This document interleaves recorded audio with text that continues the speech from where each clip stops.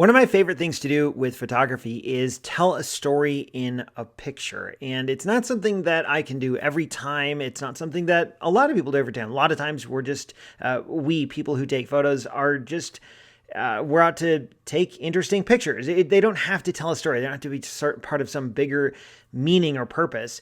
But it's fun to do that when you can. And believe it or not, there's a story behind this photo. But there's also a cool photo technique at work here. So first of all, the photo technique. I took this using kind of an expanded version of the focus stacking technique that I have tried once or twice, but not in a real formal process.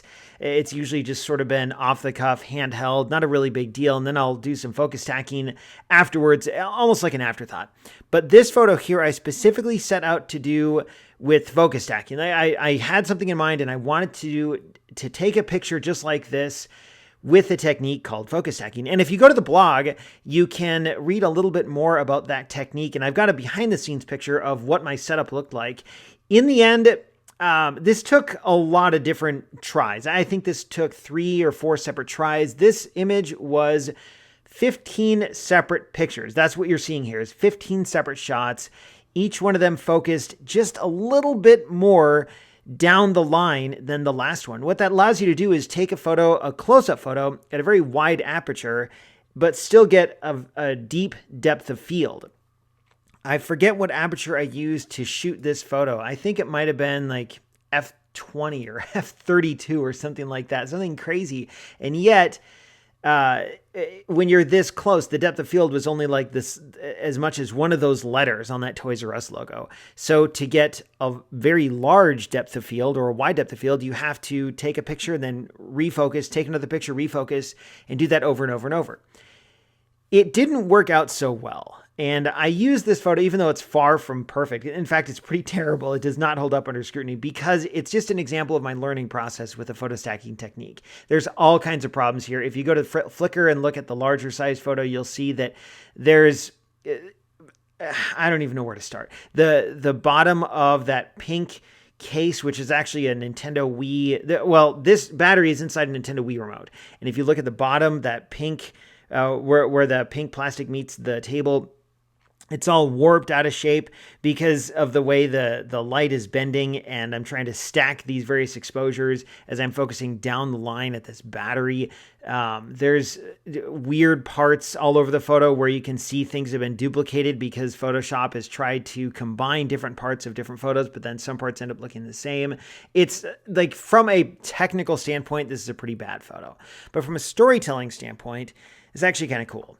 So what you're looking at here is obviously a battery, AA battery, and it says Toys R Us on it. Well, you might know that we don't have Toys R Us anymore. Like, how did I get this particular battery from Toys R Us? Well, this goes back a long way. A buddy of mine named Drew, I've known him since high school, I think. Maybe even middle school, but I think high school is where I met him.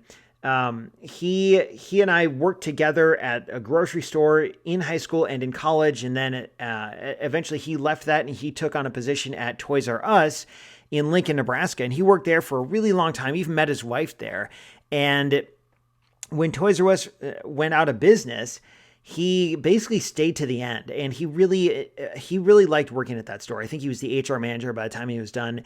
And we later on, this was years and years later. So, when we needed some remotes for a Nintendo Wii, we're talking